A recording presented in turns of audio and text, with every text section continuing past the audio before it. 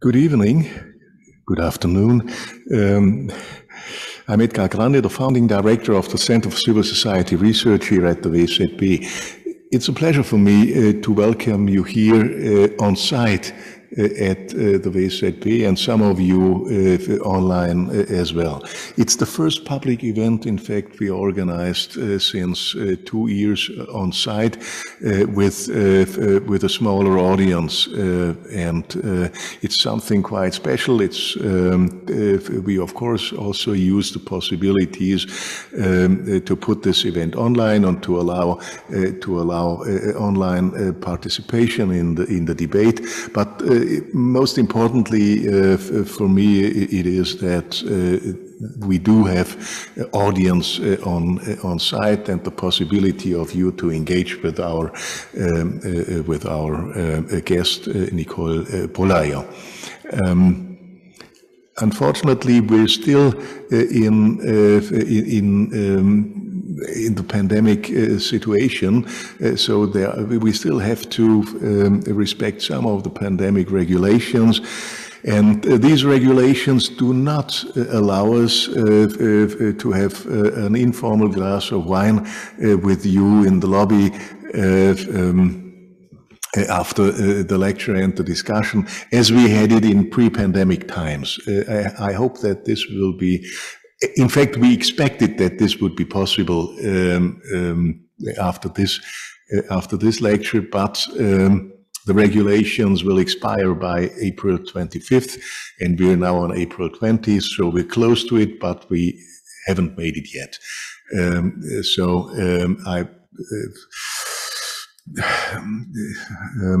I think we have to postpone this until the next public event on site. Let me introduce our guest, Nicole Bolleyer, for this lecture. She comes from Munich. She holds the chair in comparative political science at the University of Munich since January 2021. In a way, she's my successor there. At least she moved into my former office there. Before she went to Munich, she had several positions at the University of Exeter. From 2014 until 2020, she was a professor of comparative politics there. And in 2007, she received her PhD from the European University Institute in Florence. A look at her publications reveals that she is terribly productive. Her publications include 3 research monographs published with Oxford University Press. The last published in 2018, The State and Civil Society, Regulating Interest Groups, Parties and Public Benefit Organizations in Contemporary Democracies, comes pretty close to the topic of her current research and the topic of her presentation. In 2013, she published New Parties and in Old Party Systems, Persistence and Decline in 17 Democracies. And in 2009, she published Intergovernmental Cooperation, Rational Choices in Federal Systems and Beyond. And in addition, in the entire period, she published more than 50 journal articles. I don't want to list all the titles and all the journals. Currently, under contract is a book provisionally titled Civil Society's Democratic Potential, Organizational Trade-offs Between Participation and Representation. And this brings us directly, as you can see, to the topic of her presentation today.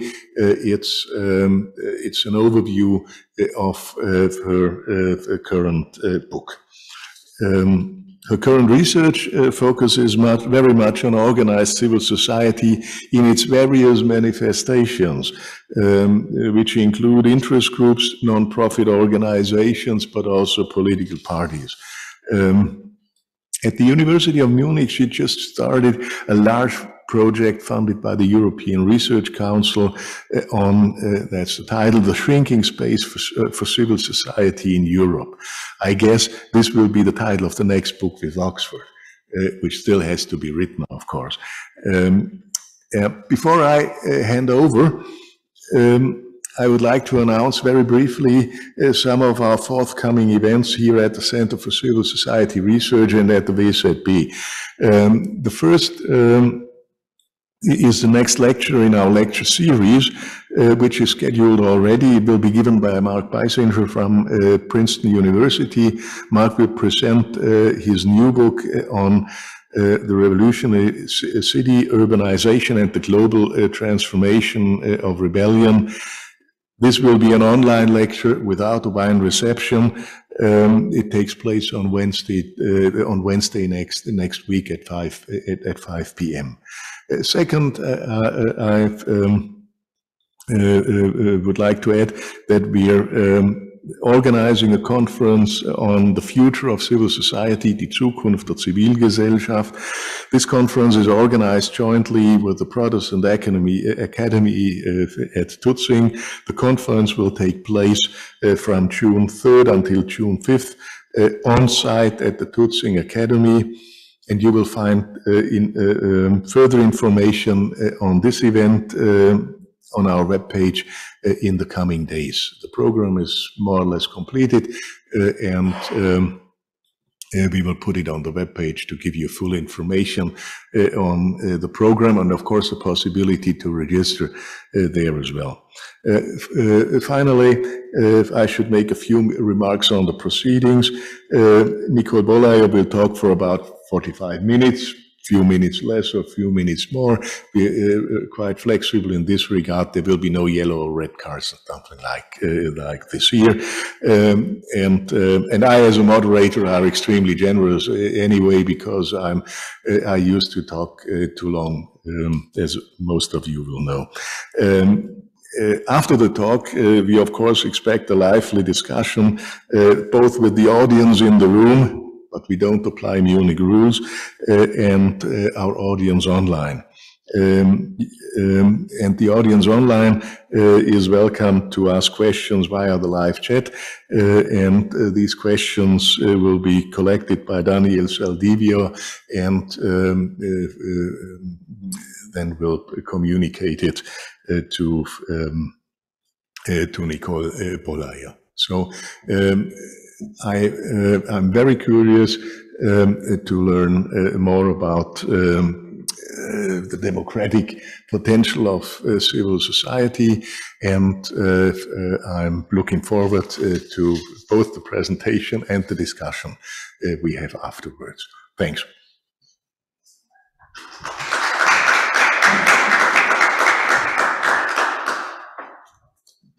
Oops, there we go.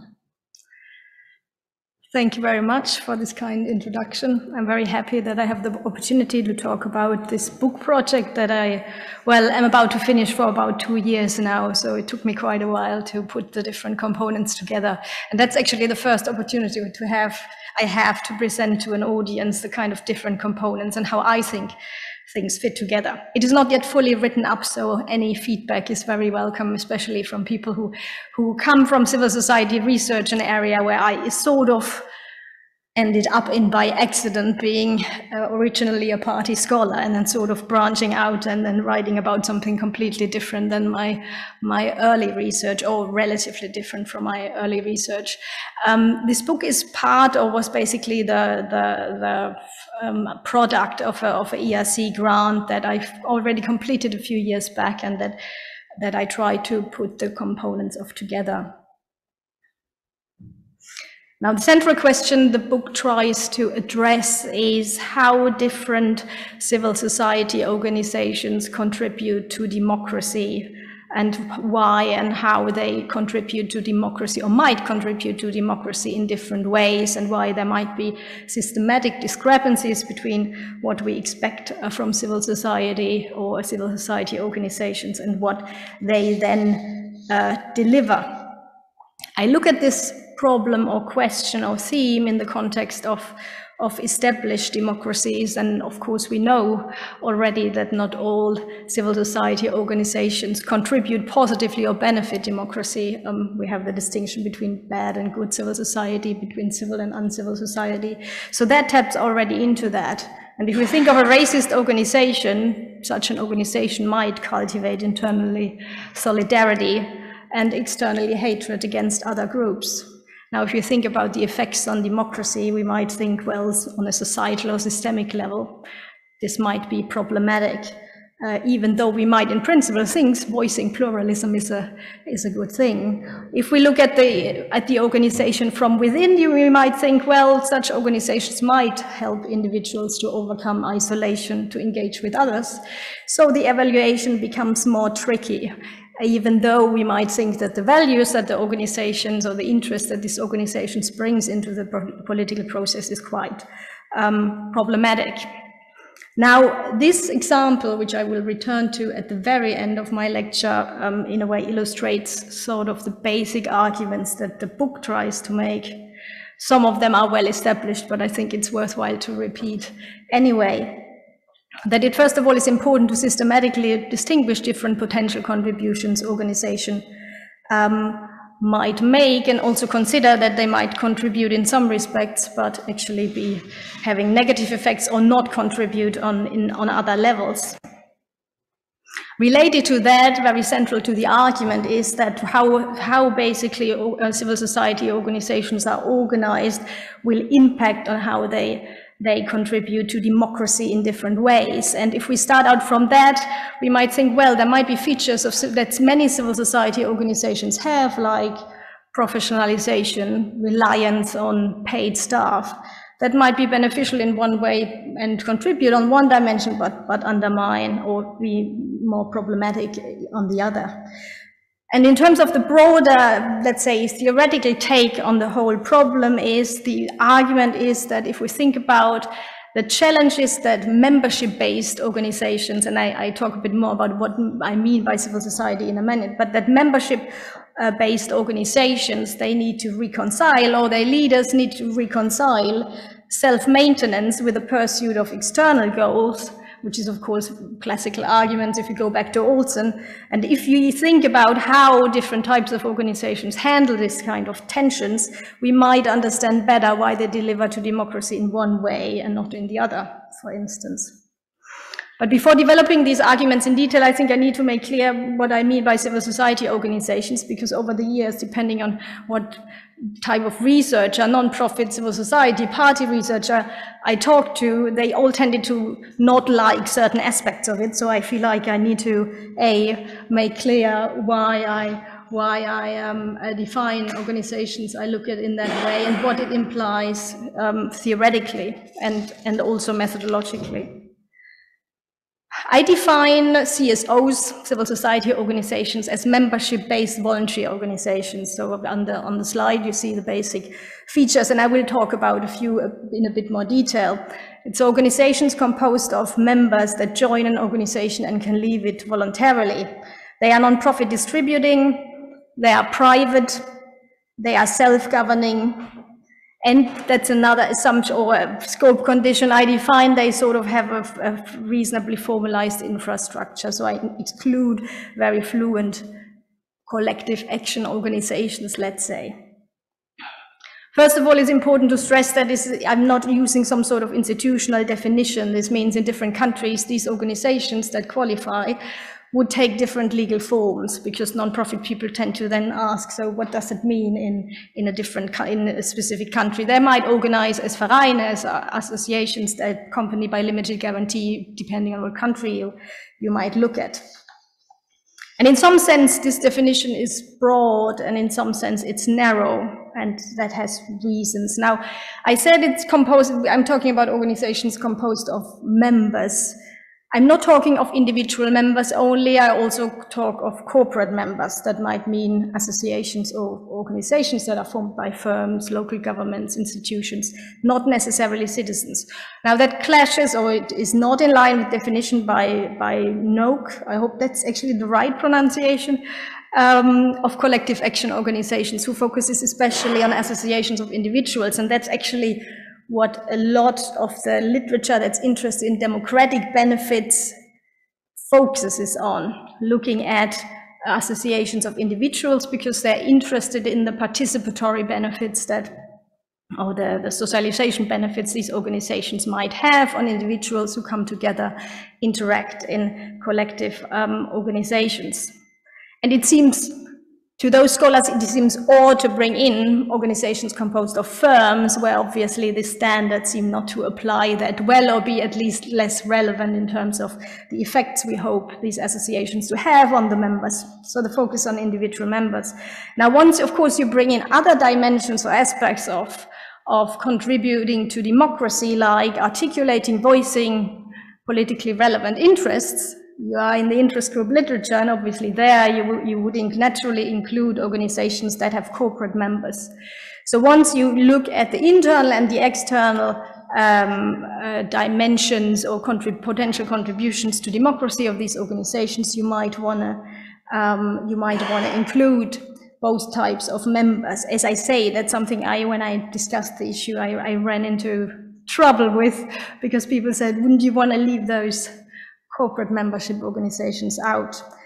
Now, I said CSOs are private. That means essentially they are formally separate from government. They are not formed by government. This does not mean they are heavily state dependent. They might actually be heavily dependent on state funding or not. This is a very kind of broad definition of being separate. We are not talking about real autonomy from government, because again, some of the literature would say, if you need to be mainly, for instance, financed by members in order to be a real civil society organization. So again, that's broadly put. One reason being, I come to that later, is that actually I want to know what it actually does to organizations, that whether they are dependent on one type of fund or the other, and how that impacts on how they deliver on certain, or how they behave with regard to certain activities.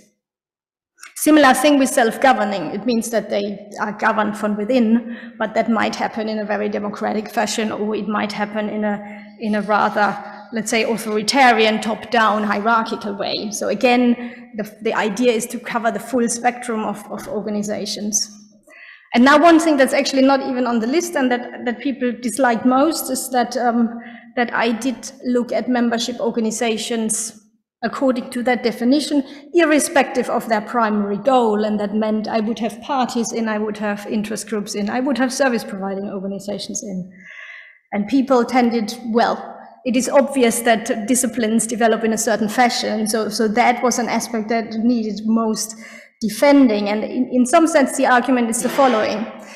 Membership organizations, because they are composed in a certain way, they need to maintain voluntary support on a long-term basis while trying to pursue external goals, different external goals, electioneering, campaigning, providing services, and so forth. This kind of challenge that results from that setup, that is the argument, will tell us in a way more about how they might reconcile certain tensions when they try to engage in or try to cultivate internal participation, try to be politically active outside, than what the nature of the core goal is that they pursue. Obviously, all the analysis I will briefly talk about later will control for whether an organization thinks it's a party or it's an interest group. But the important argument to make is that the idea is that if we go back, and this is the old argument, if you go back to Wilson's work on political organization, which basically takes all these organizations together, and we think about what incentives leaders might provide to maintain organizations, we can understand something, and we can understand certain dynamics that might apply to parties, interest groups, and non-profits as well. Now the last, and that sort of brings me to the last element, which is one rather narrow approach, because some of you might be disappointed by that. I do not include social movement, more fluid infrastructures, and the argument being drawing heavily on incentive theoretical approaches. How do leaders maintain organizations? How do they pursue goals? The argument is it creates different types of challenges if you try to maintain a formal infrastructure that is institutionalized and is compared to one that is much more fluid. So the argument would be that whatever whatever I might find or what I focus on is not these kind of more fluid structures, as important and essential to civil society they might be. Now, this already brought us sort of to the two big components of the argument. So on the one hand, and I alluded to both, on the one hand, it's necessary to clarify what do we actually mean by, or what kind of dimensions did I look at in the study in terms of civil societies, organizations, democratic performance. And I touched upon, on the one hand, cultivating internal democratic processes, let's say. I talked about voicing interest into the political process, interest representation.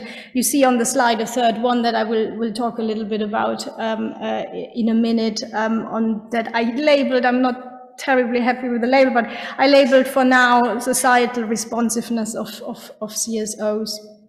So that's the one thing. It would be like analytically put the dependent variable, what I try to account for, what are the patterns and how can we explain them on these dimensions. The second one is, of course, and that brings me back to the organizational perspective, how can we actually understand how organizations operate? And the argument made is that it helps us to understand how they do if we distinguish the two different organizational templates. I will show you later. I mean, this is it connects to a lot what has been done in the literature already, and I will talk about those in a minute. But let me start with the potential democratic contributions. So what you see here is, on the left-hand side, the normative yardstick that I try to derive from the literature.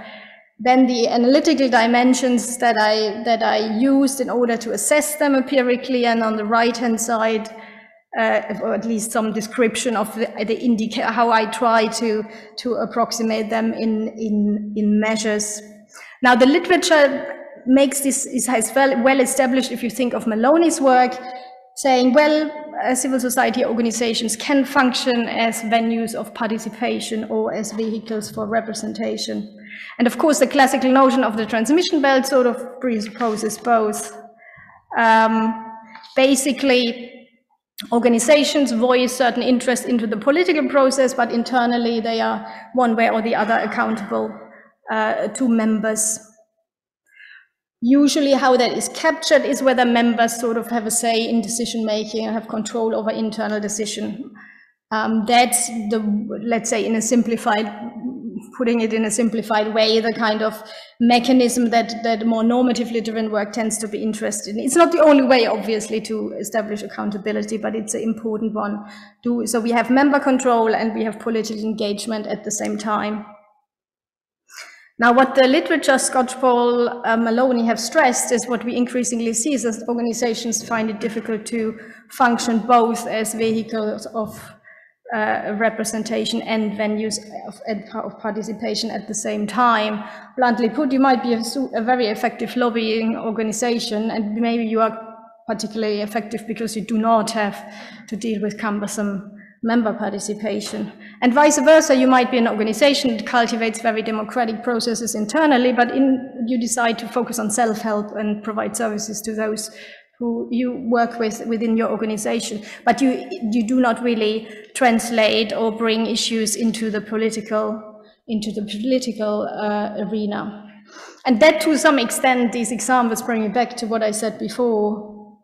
If we can find externally unpolitical organizations that are internally very democratic and undemocratic organizations internally that are very forceful in interest representation, obviously we would want to look at service providing organizations at parties and at interest group at the same time to get the full diversity of configurations of how organizations perform.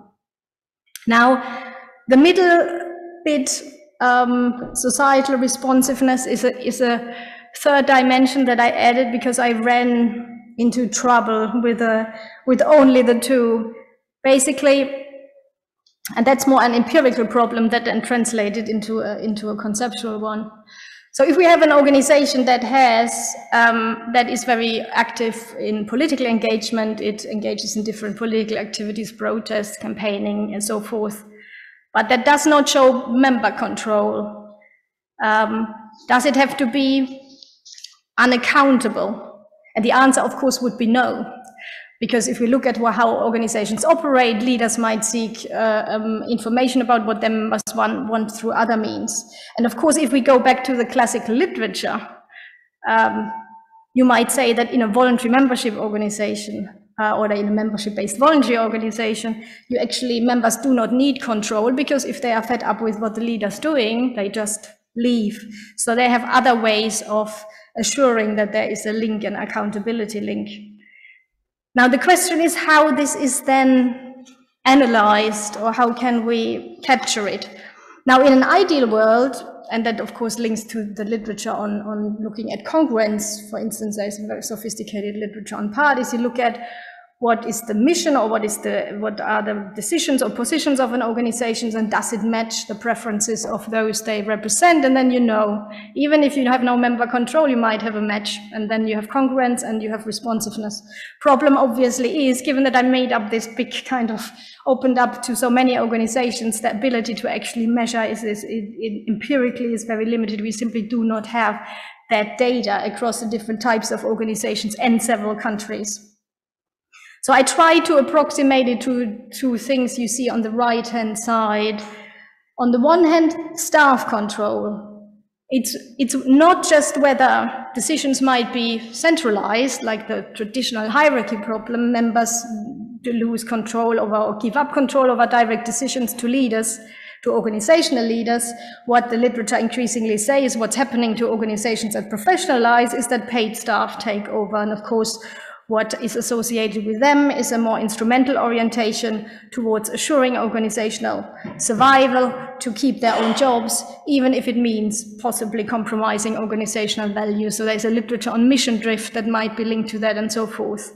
So I use staff control as one proxy of whether there is there might be a detachment. The second one is whether actually organizations very readily change their mission, their most fundamental goals that defines their identity. Traditionally, organizations that in a way are societally rooted or have a constituency base, in order to be recognizable to their core audiences, in order to have linkage, there is a relative continuity of their core goals. They might tweak the message, or they might change the way they frame the issue, but they do not change their basic goals readily. If there is this flexibility, it probably means that because they might see that they might benefit from changes in saliency, it might be easier to fundraise if they adapt their goals, that if this happens, if goal reorientation if organizations show a high degree of flexibility, that they basically are probably or risk being detached. These are two approximations I used in order to get to the societal responsiveness dimension, let's say.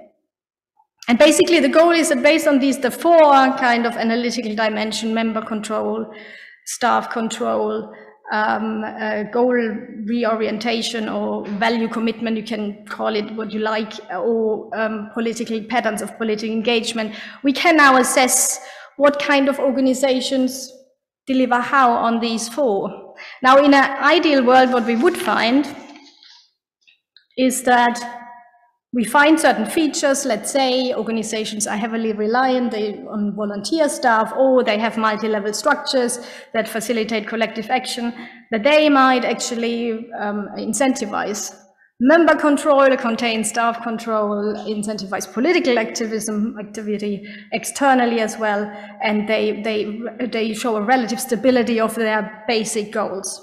And vice versa, maybe there are features that are uniformly negative. Professionalization, state dependency certainly would be candidates for those. They might actually disfavor member control, invite that staff takes over, be very flexible to adapt to saliency and changes in public opinion in terms of their core focus, and maybe focus on services for members. Now, That would be if things were easy, but of course the literature does not point towards that. As I said, one issue the literature points towards that actually what seems to happen in the context in seeing civil society professionalize is that they seem to find it more and more difficult to reconcile the different things. So the question is that a realistic expectation to have? But anyway, this gives us, in a way, the analytical tools to examine that. I'm already seeing I have talked 45 minutes, but I will rush a little now. No. So what you see here, and probably if you know bits of the literature, either on parties or on civil society or non-profit organization, this probably will strike a note. What you see on the left is the organizations, the class of organization that interests me, and the distinction in two organizational templates that are associated with two different logic of behavior. And the features you see, like professionalization, bureaucratization, state dependency, you probably reminiscent of the cartel party, of Billy's voluntary agency. So in different literatures, people pointed to these features. And they contrasted them with a traditional association. So they basically capture a notion of how organizations were traditionally organized and what they developed towards. And now, of course, what we can do is formulate, and if you want to summarize the logic of the two, you could probably say the voluntary association is one that will be member orientated, that will be focused on implementing central goals of the organization and prioritize that over self-maintenance, while professionalized voluntary organizations tend towards the other way.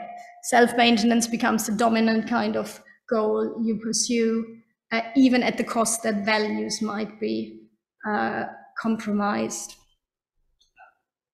And what you see here is the theoretical expectations, essentially, that I had in terms of what the different aspects or features, how the different defining features of the two organizational types should feed into the 4 dimensions of civil society organizations' potential democratic contributions.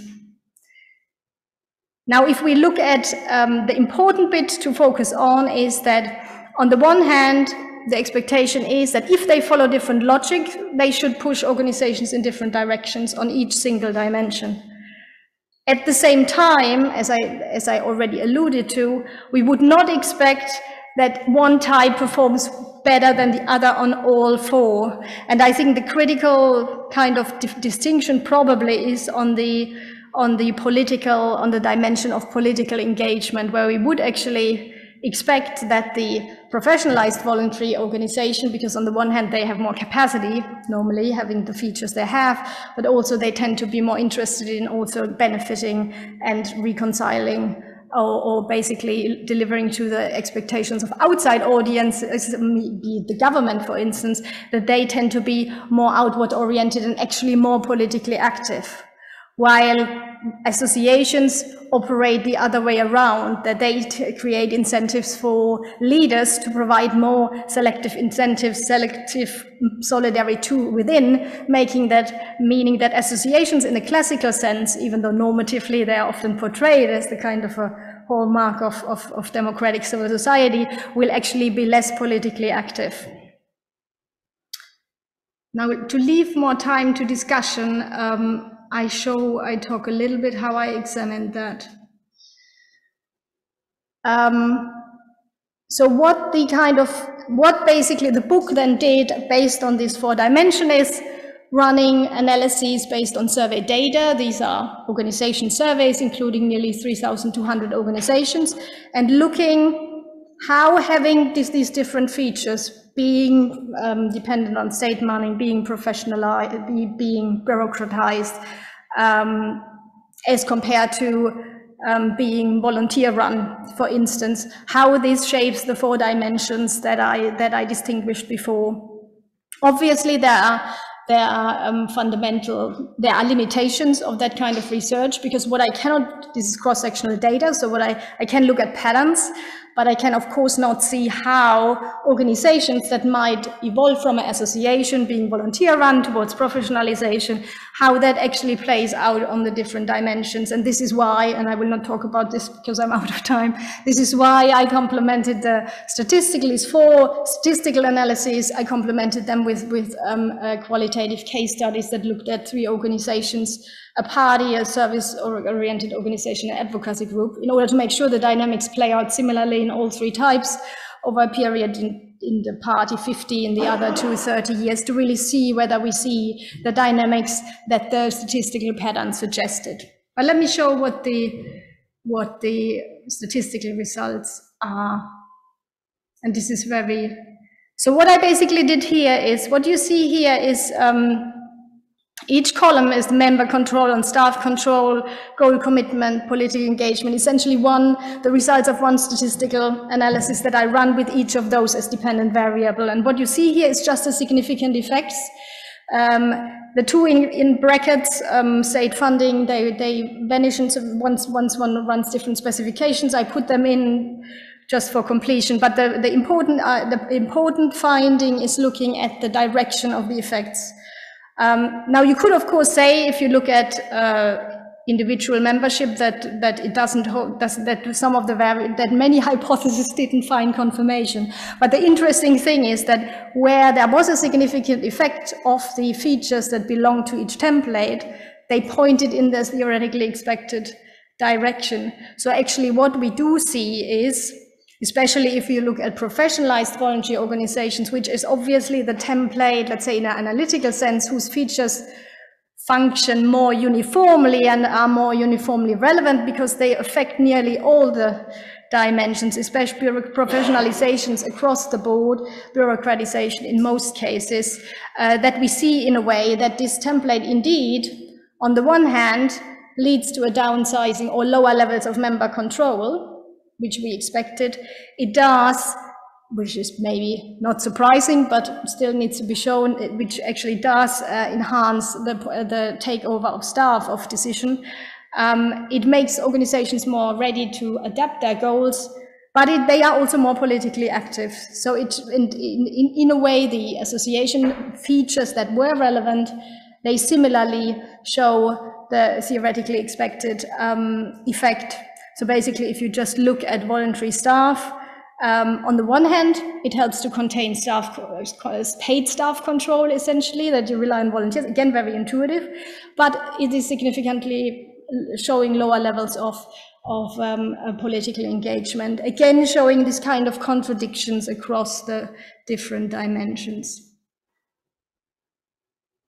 So I ran you through that very quickly, but so let me read what I try. So what I essentially try to do is argue in this book that it makes sense to systematize the diversity of organizational forms that you find in organized civil society and membership organizations, and actually use this distinction that you find, the distinction between association and voluntary professionalized organization.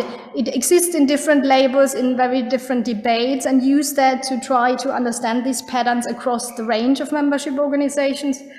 And it also shows how the same organizational characteristics might push organizations in different directions depending what dimension you look at. Now, I want to finish with one final caveat, and I alluded to that at the beginning.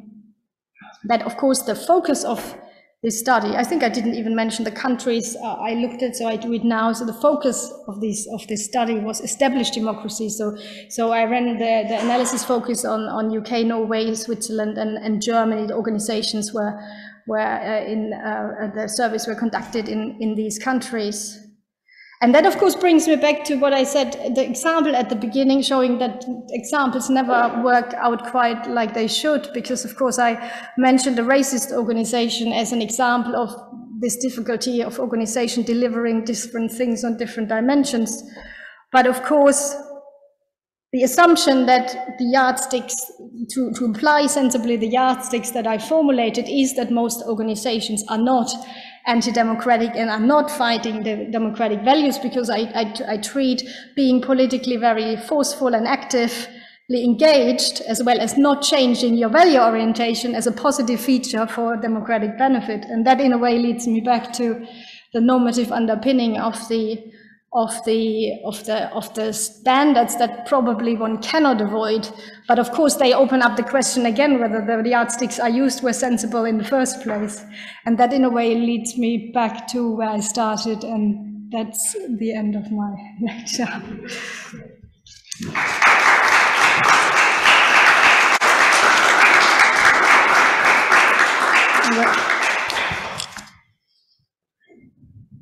I put this on just to go over. I don't think you need to. You will have to talk now anyway, because I expect a lively discussion, in particular after the conclusions and your final remarks after this very dense and very systematic presentation of a complex problematic. So who's going to open the discussion?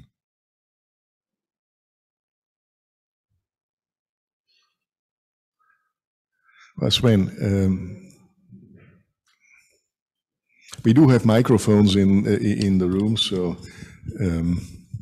Yes, thank you very much, Nicole. My name is Sven Hutter for the others in the room, and I'm still a bit struck by this idea of goal commitment. If you could maybe say a bit more about on what level of abstraction you actually measure that.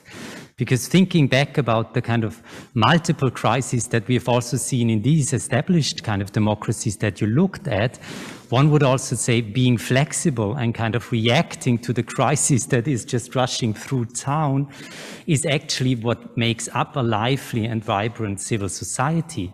So that even a sports association then kind of comes and helps refugees, sometimes maybe in this spirit even transforms to some extent its kind of setup of what is its main goal to be achieved, or now in the pandemic as well, if kind of your normal kind of functions, you can just not perform them, so you reach out kind of to others. So I was just wondering if in this moment of crisis, if that goal, kind of sticking to the goal, is really what makes up democracy in the sense of really kind of, facing the challenges out there. Thank you. Thanks a lot. Yes, that's a very good point. And that's one of the bits I jumped over basically. And so in that sense, I'm happy and I anticipated it, that actually, of course, if we talk about responsiveness, adapting to changing demands might actually be, depending on the situation, an expression of. So basically, changing your goal might be the expression of responsiveness rather than the opposite. Now, for one thing, the data was collected in 2016 in a period that was, at least in these countries, one that was not facing an immediate crisis. So the data, of course, then also is only cross-sectional. And what our organizations were actually asked is whether they changed tactics or whether they changed core mission or whether they changed different strategy. And the core mission in the literature, of course, stresses a lot that there is this tension that organizations have to maneuver to basically stay committed to the issues that their activists, their core audiences, or their initial founders also found important, and also adapting to new demands. And I think in that respect, it is if organizations very flexibly adapt that, so they change their beneficiaries because maybe they are more sympathetic and fundraising becomes easier, or they basically shift their fundamental goals rather than just adapting and bringing in new issues. I think there is a qualitative difference between the two. But I mean, you're absolutely right that in a way the measure that is used is relatively rough. What I can say is that if you ask organizations, so did you make changes of mission? Did you make changes of strategy?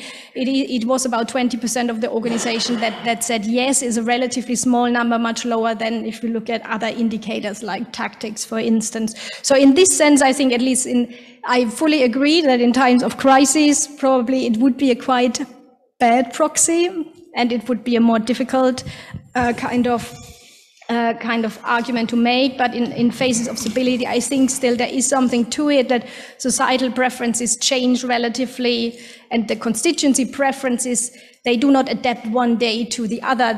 Your beneficiary might have new needs in a crisis, but not necessarily, you might not just change your beneficiary that you focus on because another one seems now more promising. And I think that is maybe the kind of the difference between the two.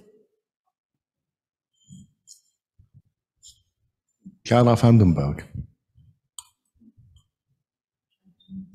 Yeah, okay. I'm Clara Vandenberg. Well, we just met, but before. So I find you talking about or systematizing these trade-offs between voluntary associations and professional voluntary associations super fascinating, because I was also in my research thinking about these differences and how members are in one type of organization more involved than the others. I was actually wondering how members are involved. So, maybe you can talk about this, much more, I guess, from your qualitative studies and so on. And then the second question, I was very surprised that, even though you explained it, that voluntary associations are less politically engaged, because I thought they might be in a way more spontaneous. Maybe that actually applies to initiatives, but they might be more spontaneous, more adaptable. So I was actually wondering whether all of these associations are politically oriented at all. Because a sports club, maybe it's understandable that a sports club maybe isn't politically engaged. Let me start with the second, because Sure. and if you might have to remind me of the first, but let me start with the second question. So basically what I looked at is whether organizations engage in whether they engage in any political activity, and I use standard indicators for advocacy. There's a whole battery of things. You might engage in protest or campaigning or public education and so forth. I looked at whether organizations at all engage in these activities regularly or very regularly, as opposed to not, to see some sustained engagement in some sort of political activity. That I used as a threshold to say, okay, they are politicized, there is an element to them that is politically engaged. That does not mean that these organizations are primarily political in their self-identity. There might be charities and actually just lobby as a part of a secondary capacity. This is why it was sensible in a way also to open up to other organizations, to bring these organizations in that are often not treated as political, but actually engage quite a bit in such activities. Now, the question you ask is, what's the rationale for it's basically the individual membership organizations as compared to corporate membership organization. That's the contrast that interested me, because the individual ones are normally the ones taken to be those where the political engagement is cultivated. The argument basically is that if we go back to classical arguments, Olson's side product theory, in a way arguing an organization needs to maintain itself by providing selective incentive, but political activity is not such a selective incentive. If I exercise influence successfully, everybody who has my preference benefits, not just the members. So there is a trade-off between the two.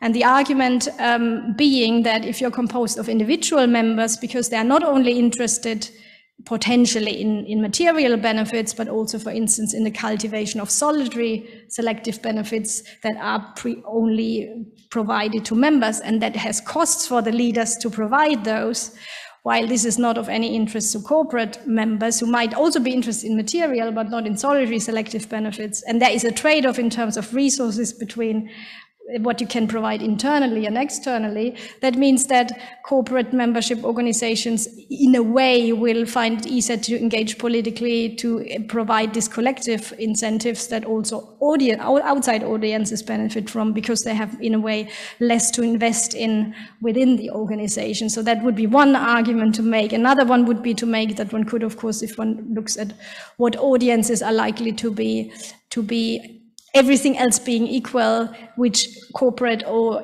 individual members might be more interested in taking positions towards our outside audiences, be it government or other actors. And you might want to argue that is the case for corporate membership organizations more. So that is the rationale between the two. And maybe just to add a last thing, it's not a matter of size, because sometimes these two are put together. It's a matter of what the incentive provision is, because I mean, all the analysis controlled for size. So there seemed to be something, and size obviously has an impact on many aspects, but there is something that is qualitatively different between being composed of individual and corporate members, and there is a negative relationship, both with respect to whether an organization makes the threshold towards at least engaging in one political activity regularly, and the second dimension or component looked at is how many activities, the range of the political action repertoire did organizations engage in. Again, the range is smaller for membership organizations composed of individuals. Sorry, that was a bit long answer. Now I got the signal that there are some questions in the chat already. So Daniel, please go ahead. Yes, we have a question by Evelyn. She says, thank you, Nicole, for the insights. You alluded to this yourself at the end. Should we evaluate the democratic contribution of CSOs mostly relying on passive members who just contribute financially and do not wish to be closely involved in the organization? Often so-called solidarity interests like human rights, environmental associations, etc., according to the same yardstick in terms of active membership involvement, or should we apply other criteria? I think this relates to the question I didn't answer, right? What are the forms of involvement? Now, I think in terms of, I mean, you might think this was complicated, but I left some stuff out.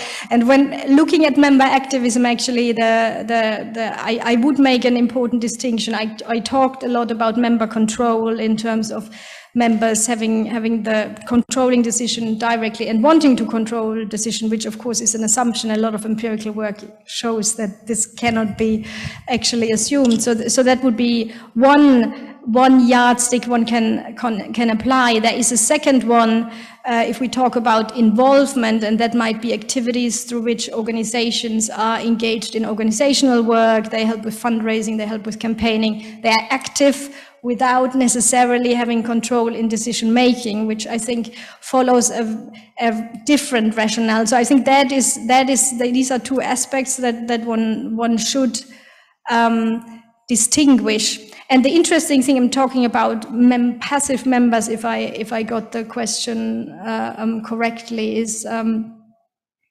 that both different features of associations, except for individual membership, let's say relying on volunteer staff and relying on professional staff, features of both of the models actually positively, interestingly, contribute to involvement. Involvement that is not meaning members controlling decisions, but members helping with the organization, providing feedback, and are active.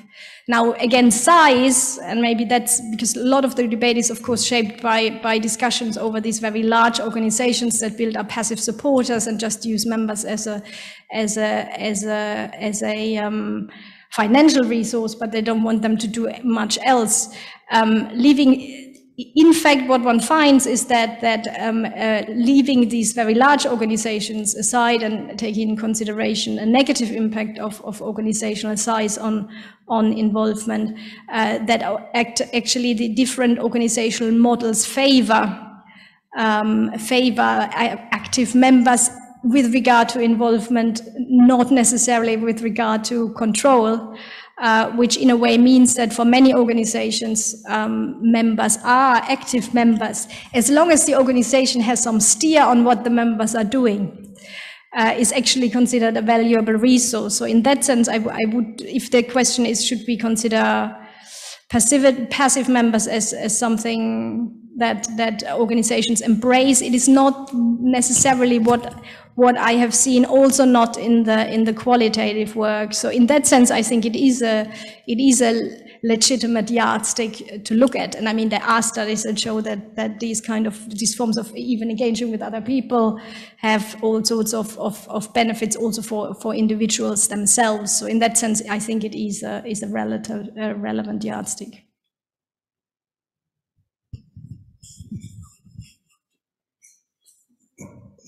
Any other? Yeah, Bernhard Wessels. Yeah, hello. My name is Bernhard Wessels. I'm here from the Social Science Research Center. Thank you very much for the presentation. I found it really, and it was said before, pointing to organizational features of civil society. I think that is a very important approach. However, I start with a different aspect. You said contribution to democracy, and you mentioned three elements. One is organizational participation, second, societal responsiveness, and interest representation. Yeah. Now, if I think of the debate about civil society and its contribution to democracy in the third wave debate, then obviously service-oriented civil society organizations also contribute to democracy, but not necessarily by educating people directly to participate democratically or influence democratically, but in other means. That is not part of your study, or no? That is the first question. I have more. Should I continue first? Yeah, I continue. The other thing is, we know from the study of Sri Namenwert that organizations have opinions. Okay, you have surveyed 3,200 organizations. How did you identify that you interviewed, or that the people who have answered the questionnaire are the people who really represent the organization? Why do I ask that? You have two kinds of organizations. Professionals or professionalized, where it is rather easy because they have a division of labor, they have people being responsible for public affairs or whatever of the organization, whereas in those not so strongly organized, it is a different thing. And from my surveys among voluntary organizations, I know that you get different answers from different people in the organization. We tried that out. So, and then last point, and that's directly to the organizational features, is the difference you make between voluntary organizations and professional voluntary organizations, and what you mentioned was a balance between self-maintenance and goal attainment. Is it what Streeck meant with membership and influence logic? Thank you.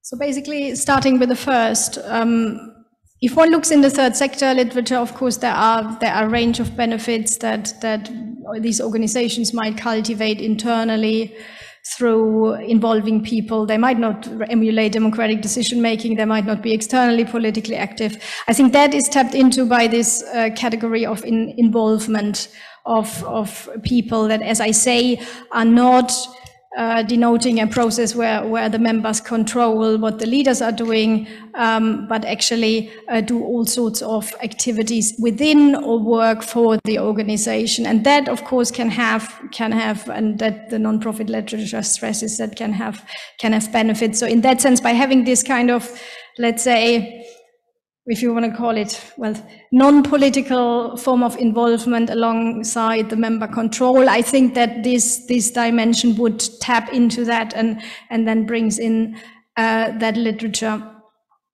Now, regards to the survey, of course, what we try to do is basically identifying, once we mapped out based on not low, we basically focused on national and regionally active in organizations. So we didn't survey the local level. Now you're right, not all of those have that also answered have staff, or they all had an operating website. They all tended to have, and we actually went on every website to identify individuals to the extent possible. Now, you're right, not all of them. Some of them might just have a general email, and then probably it will go to the one person who basically keeps things going, some sort of volunteer.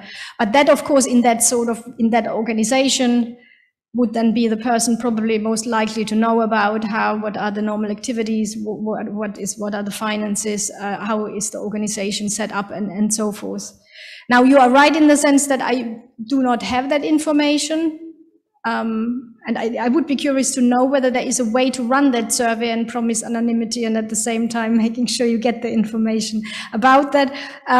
But I would think to the extent that it's possible, we didn't just send it to even if we had in a country a kind of a register giving us an email, we went down to the website and try to say, okay, let's send it to the general secretary, who should be the one running the thing and knowing the things that we are interested in. But I mean, there is this,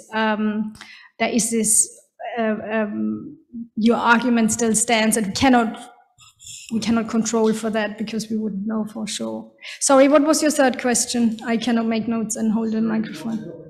Yes, and it was, I think, 3 times in the notes. It is basically one major reference, especially if you look at this whole idea of a trade-off and thinking that it might be difficult to reconcile member control and exercising outside influence. That's the classical argument. So this is definitely a major reference for the whole setup as well, and paper I return to on very regular basis because there's so much in it.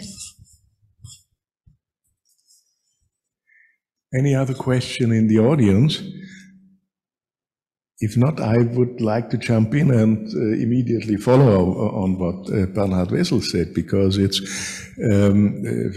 of course, it brings us to some normative criteria of democracy. You admirably have been coping with the challenge of diversity with regard to civil society organizations and the various criteria that have to be taken into consideration when it comes to the trade-off between various organizational properties and democratic quality. But if we take democratic theories, they also offer various criteria of democratic quality. And the criteria you use, participation, representation, responsiveness, are mainly on the input side of democracy.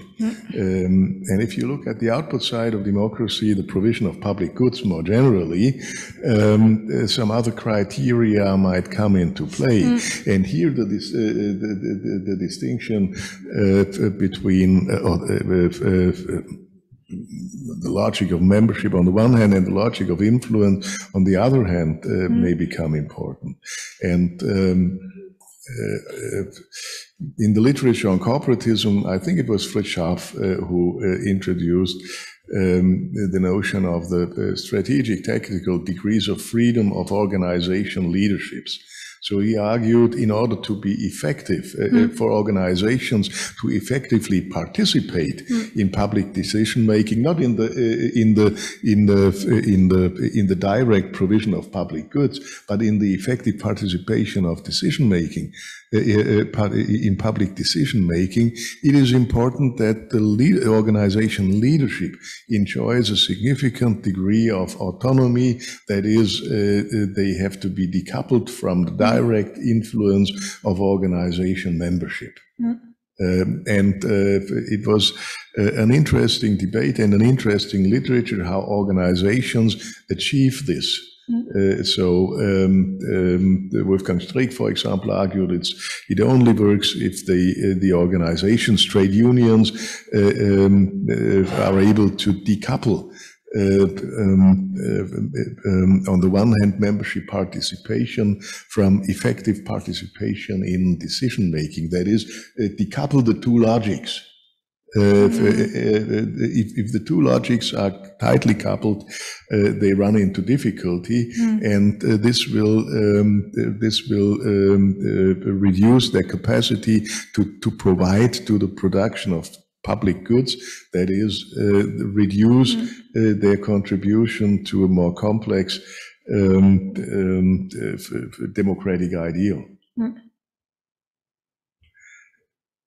I mean, I fully agree. I mean, the perspective taken is very much coming from the group literature and the standards, that the various standards that were applied there and how to bring them together. Though I think actually the kind of tension that you mentioned, of course, comes out in the results, because that is actually what is shown, that the features that basically seem to allow organizations to be more politically engaged in their external relations. Also, if you look at professionalization, also has a negative effect on direct member controls, which is exactly the mechanism that you talk about. But I think in a way also the debate around staff control, the question, should paid staff take over decisions, taps into that, because depending on what literature you look at, and that's exactly what you say, it is positively or negatively evaluated. If you come from the group literature, it's the argument, mission drift, detachment, and so forth. If you come from the question, well, if organizations are meant to contribute to services or provide certain goods, and they might get state money, then actually having these people in charge is actually a good thing, because then they are held accountable to the state, because they benefit from resources. So really, depending on what debate you come from, it turns the standard on its head, and I think that's actually the argument. That's exactly the point. It's highly ambiguous. From one perspective, that's part of the solution, and from another perspective, it can be part of the problem. So it's not the criteria; it's the normative perspective from which you look at a certain variable or a certain criterion. But I got the signal that we again have questions in the chat. Yes, we have a very active digital community. So I have two questions. The first one, and I think they are connected to what has been discussed a little bit, but more concrete. So the first one is from Teresa, and she asks, how do you distinguish between so-called good and bad civil society organizations empirically? How you distinguish between so-called good and bad civil society organizations empirically, in the sense that how do you consider the goal of the civil society organizations and where they are oriented towards enhancing democracy, actually? So in the sense of the democratic goal, so to say. That's the first question. And sorry, but I think we didn't get the first part of the question. Probably was a matter of pronunciation. So how do you distinguish between so-called good and bad civil society organizations empirically? How do you consider the goal of civil society organizations and where they are oriented towards enhancing democracy?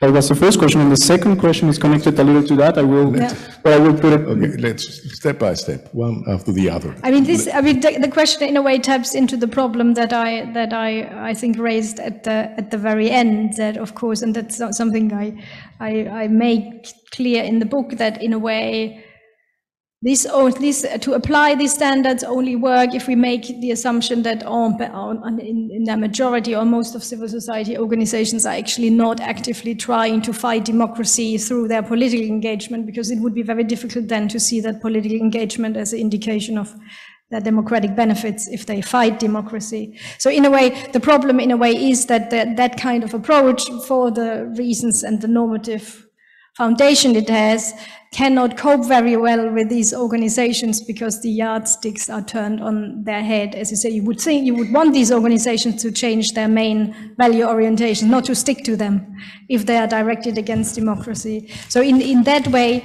the crude answer is I'm not distinguishing them at all, because I basically need, in order to apply that framework, need to make the assumption and need to apply that framework to a context where most organizations are not directly hostile to democracy, because the substance of the criteria change if you impose, or if you look at organizations that fight the system from within. Okay, there's a second question. Yes, I think this is also connected to this, but more specifically, and perhaps going into a different direction. So Tammy asked, she first says, thank you very much for the interesting presentation. And then she also asked about, what can you say about, it's just not clear to her how the contribution to democracy is assessed in terms of actual impact on democracy. I think that's connected to what we just talked about. So can you say something about civil society organizations' activities improving quality of democracy? Like, can you differentiate in the outcome, for instance? And the second question is also if you look into the impact on political decision making, for example, turn policies more responsive and institutions more accountable. And the last part of the long question is, has representation been expanded, for example? So including groups that are usually not represented. So I understand that like civil society organizations that actually now including and opening the field for all people to participate. And she was just curious if you're going towards this direction in your research. I mean, the very short answer is that, and that relates to the discussion we had, that in that study, based on the data, I'm not looking at the actual impact, whether organizations can exercise influence on actual policy decisions and how that operates. I think that would be, in a way, the next step. Now, to the extent that you could argue that an organization being able, for instance, to engage in different types of political behavior, engages in protest, engages in press conferences, in campaigning, in electioneering, assuming that this is actually something that's desirable, that organizations effectively can tap into different channels, I think that is an element that is included in the actual examination of different political action repertoires, or the range of the diversity of political activities that organizations engage in. But also in that's where the case studies were quite informative, because of what we of course only see is more professionalized organizations seem to engage in a wider range of political activities, but not discriminating which ones. If one looks qualitatively at it, the interesting thing is that because there are some parts of the literature would argue, yeah, well, they will downsize the more radical types of activity, they would engage less in protest. And we see actually a certain shift, but the organizations that I looked at in depth have actually maintained a wide range of both conventional and unconventional methods to push for their issues. So they use professionalization. It was basically a resource for them to be more able to do that, but it didn't mean that they became more moderate, or didn't mean that they basically gave up on strategies if they thought public shaming or protest would be effective to push for their issues. So in that, if one considers that as some expression of what difference they might potentially make, but definitely it's not obviously a direct measure of what does it lead to in the political process. Do they get their issues considered in legislation, for instance? Yeah, I can see a hand. Thanks for the lively discussion. I was curious if you were thinking at all about disaggregating and looking specifically within the countries at the role of these organizations, and if you see important differences. I mean, this is kind of following up on these democracies are different, political economies are different, etc. So, thanks. So basically, I don't look for all dimensions at all the country differences, but what we, for instance, did is with regard to understanding the importance of different variables for being politically active, that we broke it down to country, because of course the selection of the country was deliberate in terms of we have Norway, Switzerland, Germany, and the UK, different kind of voluntary sector types and different society-state relations. And the interesting thing is that we found is that if you then disaggregate it and look which effects matter more in what country context, what you see is, and that aligns of course with the differences in the voluntary sector tradition, that the more institutional funding, professionalization variables seem to matter less in Norway, where you have basically not so much of a base, where the state doesn't in a way involve civil society as much in service provision as a social democratic voluntary sector. So the organizational characteristics that are not in a way resource dependent, not suggest a resource dependence on the state or incentivized by interacting with the state, which of course is professionalization is basically incentivized if you deal with the authorities, that seem to be systematically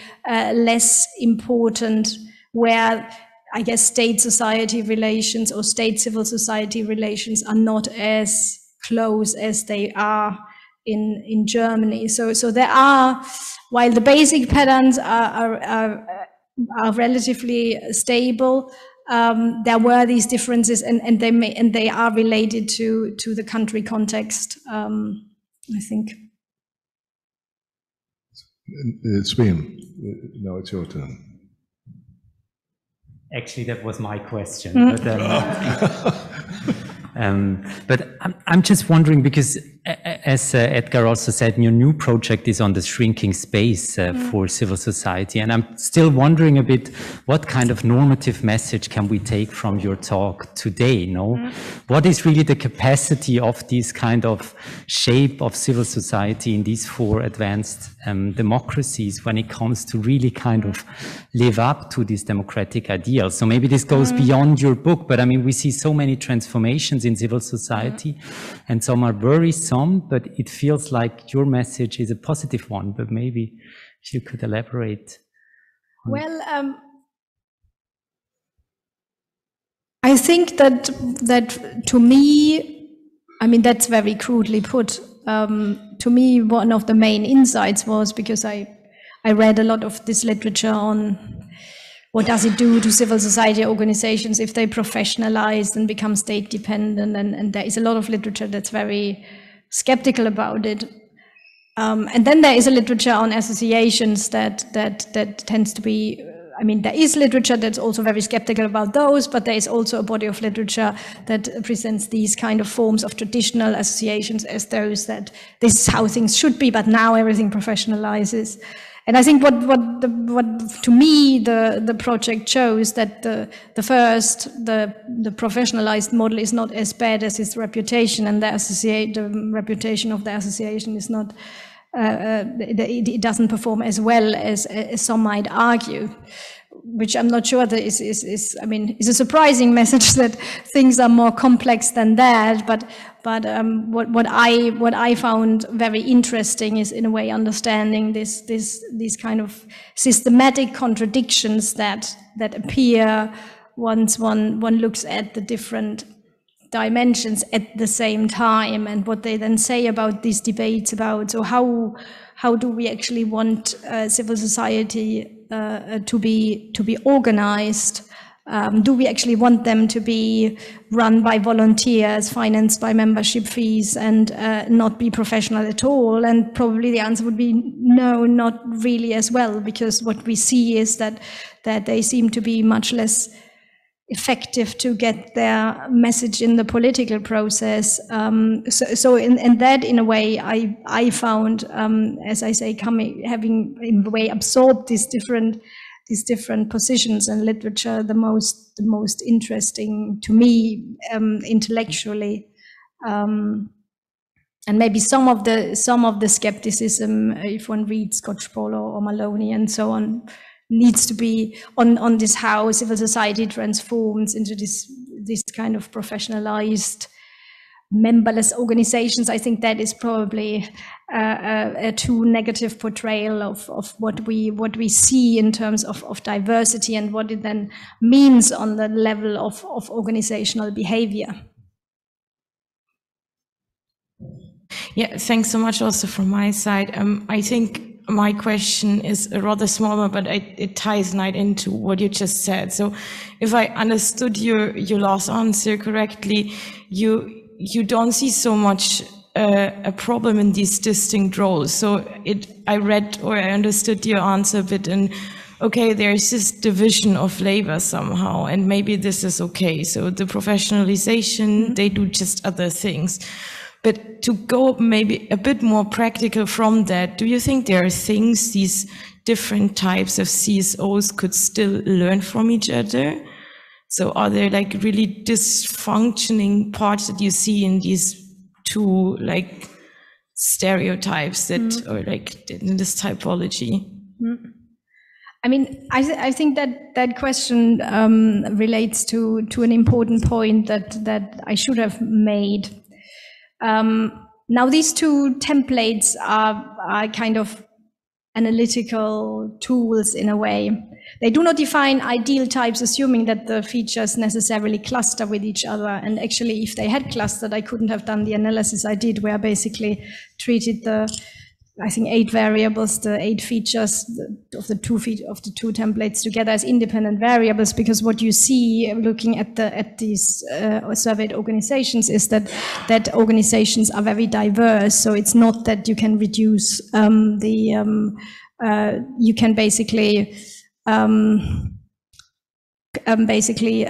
the variables and treat them as summary measures in any way. So I would not.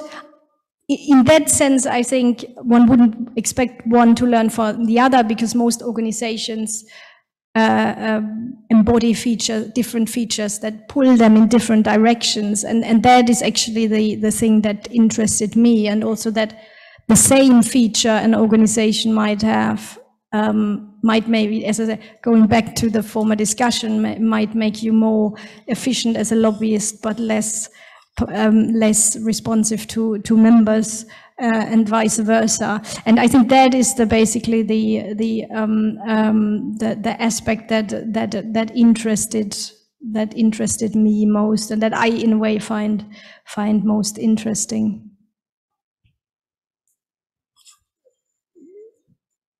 I think there's yet another question in the chat. Yes, we have one question by Endre. And he writes, I'm wondering if you have looked into demand side effects. Does the democratic impact of civil society differ according to the profile of their membership or clientele? For example, are organizations which have members on average with lower socioeconomic status systematically different? So basically, I didn't have information on the individual level. What I had information on is, and we ran, and obviously then it becomes problematic to lump parties and interest groups together. What we actually did code in the project is, for instance, policy field, and basically use that as a control also in the model to see whether, and there is obviously the big debate about whether economic groups might actually perform better in certain respect, or might be politically more forceful than organizations in social policy. Now, you cannot directly conclude to socioeconomic status to that, but what one can say is that we looked at the patterns, whether these organizational features might actually be just an expression of different organizations in different sectors organizing in a particular way. So the effect we find is really the policy orientation, and not the organizational feature. But in analysis where we chucked the parties out because we didn't have comparable data on that suggested the organizational features are definitely elements that cut through these type of differences. Yeah, I think there's time for a last question. Clara van den Berg. A very short question. I think you talked, or maybe you wrote about organizational leaders within associations, and I was just thinking if I mean, they could probably, like movement entrepreneurs and so on, could probably take on a similar role than the staff, right? In terms of organizing power, I mean. Yes, and I mean the one thing I found very enlightening when I dug into the case studies was, now one basic assumption, of course, and that came through in the talk, is that there are different groups of actors in organizations. There are the rank and file, there are the leaders, the volunteer leaders, and then there are staff, and they have different orientations. But of course, what happens if you see organizations evolve from forming is that they have at the beginning just a group of friends forming an organization, and they are obviously volunteers, and then they have some money to hire part-time staff, and that post is taken over by one of the volunteers. So what you actually see is that there seem to be kind of that members of one group even move in the other, which of course then suggests that, of course, I mean, it might work better in very big organizations in terms of treating them as different types of actors that tend towards different types of orientations. But what we actually see as organizations evolve is that there is movement, and that the paradoxical thing is that in some organizations start recruiting outsiders on the board as volunteer leaders because they have expertise, but the staff, the campaign director, like this was the case with Surfer for Sewage, which is a conversation charity, they were actually long-term activists. So the long-term paid staff was recruited from the loyal base, and the volunteer leaders were put in on these positions for instrumental reasons to serve some expertise needs. And that, of course, then you realize that then the boundaries between these different types of actors break down because they move from one into the other. And that obviously you do not get quite through that, at least not through the type of survey data that I collected in the first instance.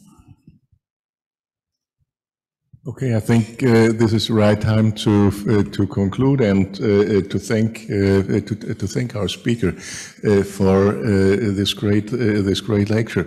In a way, you didn't mention it, but what you actually did was quite a challenge to a Tocquevillian perspective on civil society, emphasizing the very importance of a large number and diversity of civil society organizations. And of course, it sounds pretty simple if you arrive at the conclusion after such a conceptual effort, an empirical effort as you did, to say, well, this very much it very much depends. And look, I have a lot of categories and a lot of dimensions, and if you look at it in a lot of detail, you may find dilemmas and trade-offs and things like this. So it's pretty complex, and I think that's in this case this is not a simple but a very important, innovative take-home message. It depends, and I think there's a lot that we could discuss afterwards with a glass of wine in the lobby. Unfortunately, it also depends on pandemic regulations, and it's not possible right now. Maybe the next time, once we have a public an audience on site, and here again, I think it's important to increase the size of the audience, and one of the questions will be, how can we provide special incentives to come to the WZB, to participate in such an event? Maybe a glass of wine and pretzels are sufficient. In the coming months, I hope we will learn whether they are really sufficient or whether there needs to be something more. For today, let me thank you all for coming and making this the first on-site event here in our lecture series since 2 years. Next week we will have it as one of the online events you're used to during this pandemic with Mark Beisinger. Just a reminder, next week, Wednesday, 5 o'clock in the afternoon, no pretzels, no wine, no audience on site, and then we'll do our best to make these events as attractive and lively as possible. For the moment, I think this was a great start in a new, not post-pandemic, but neo-pandemic era, which allows more interaction and things like this. Thanks for coming, taking the effort to travel from Munich to Berlin, and for all of you, thanks for joining us for this event.